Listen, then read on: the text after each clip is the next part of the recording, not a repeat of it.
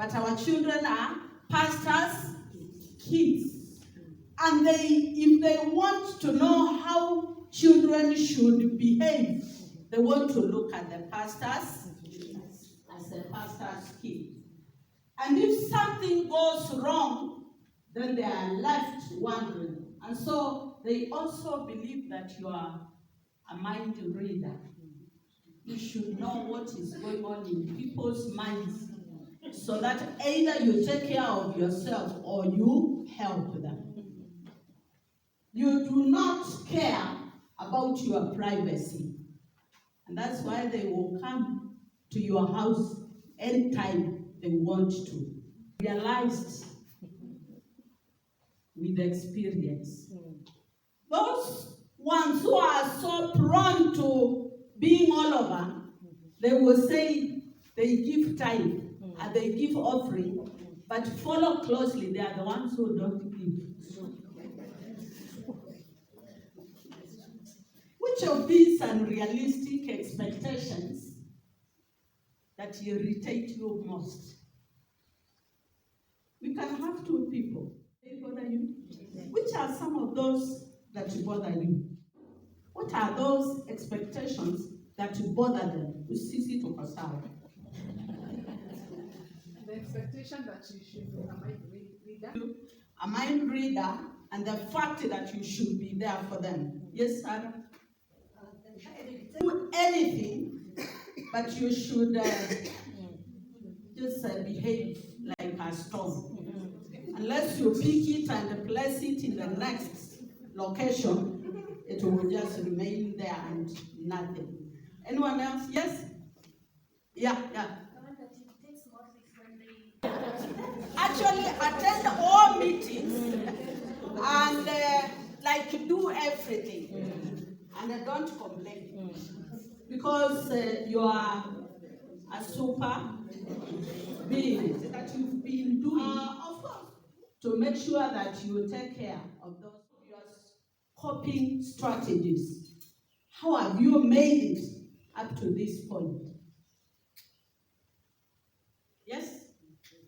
Where you can't, don't explain. Someone else? Can be fake. So when you put a smile throughout, some of those smiles are not. But of course, there are people who by God's grace are able to man every situation in a way that you will make sure that things are in control. Because of time, we are saying that an unhealthy pastor's wife can lead to unhealthy family. That is your children, your husband is there, leading to unhealthy congregation. Because there is a possibility what happens at home will be transferred to church. Whether you mean to or not, you can often transmit your own state of mind in the family and the church. And so you can best function if you are feeling healthy yourself. And so we are saying your health is crucial if the pastor's ministry is to flourish. Ikiwa kazi hiyo itaendelea vizuri, ni lazima that you will be in your sober mind, physically healthy, spiritually, socially, among other things. And so we are asking, who is a pastor's wife? And we are saying that you are not different from any other woman in the church. It is only that you have been married to that man who is serving in a certain local church. And so we are saying before you are a pastor's wife, you are a human being like any other. You are a wife, a woman, you are a wife, you are a mother, and you are a member of the society. And so we are saying your well-being is of paramount importance to the ministry and the people that God has called you to serve. Because when your husband has been called to serve, you are also, a co-worker with him. Isn't that true? There is one pastor's wife who said that she is not a pastor and that she should not be associated with whatever their husband is doing. And of course, when it comes to that, that would mean that ministry has a problem. For example, I'm in a different church from where my husband is. And of course, there are lots of things that we will help each other indirectly. But the reality is each one of us should be interested in what the other person is doing.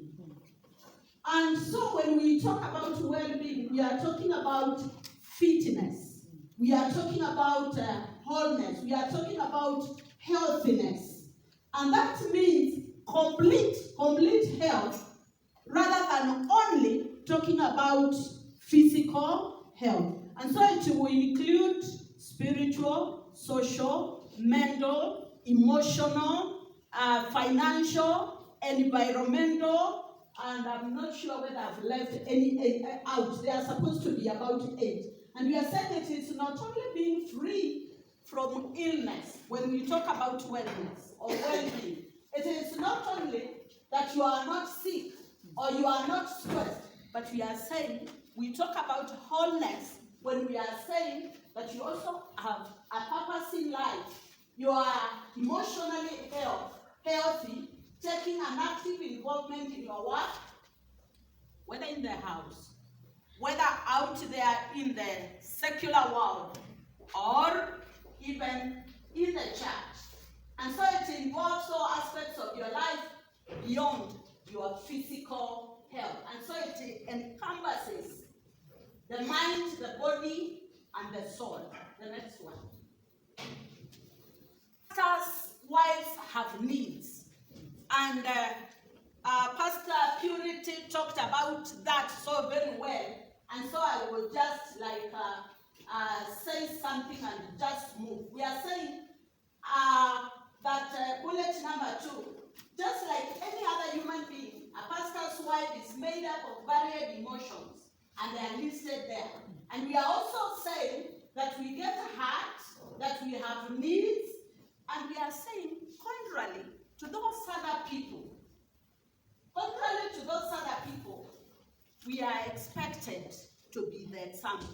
So that even if you are struggling like anyone else, you should be an iron lady. That you are just there and you want to show that you are able to weather any storm. And whatever we are saying, whatever she says or does may be scrutinized and considered a reflection of the pastor.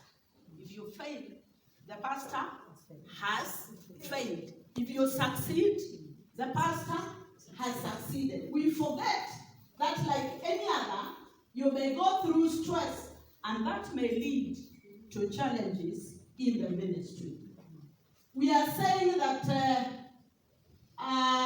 sometimes you may have asked yourself, who cares for the pastor's wife and is safe and suitable in our church to help her meet our needs? And of course, there is a lot that I've said there, but down here I'm saying many pastors' wives do not know where to go for support and prayer, and so they are often what we've already talked about.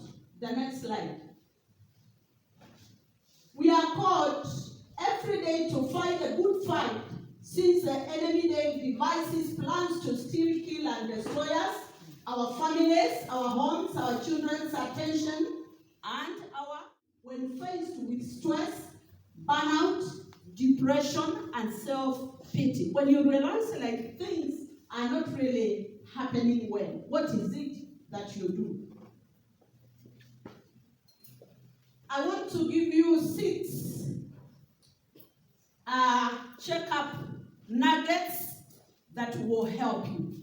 The challenges that any other normal woman faces, you do face the same. And so number 1 here we are saying, for you to be able to cope with the challenges of life, we are saying cultivate a healthy friendship with at least 2 to 3 friends or a support group. And actually, when I looked at that, I said maybe 2 to 3 would be too many. I would say 1 to 2. And what are we saying? Tumeambiwa wanawake hapa wako sawa, si ndio? But in that church, I don't know how big that congregation is. Wote ni mdomo kweli? I want to believe there are people in that church who are sober. And they don't need to be in that church. They can be elsewhere, isn't it? And so we are saying, usife kiume. Find someone you can trust, 1 or 2. And make sure those things, some of them could be even about that man of God, isn't it? And you don't have to talk to everyone about it, but there is 1 person that you can trust. We are saying that make sure that you have that person. We are saying you need safe, friends with whom you can share without feeling your trust violated or ashamed of speaking about your challenges for fear of being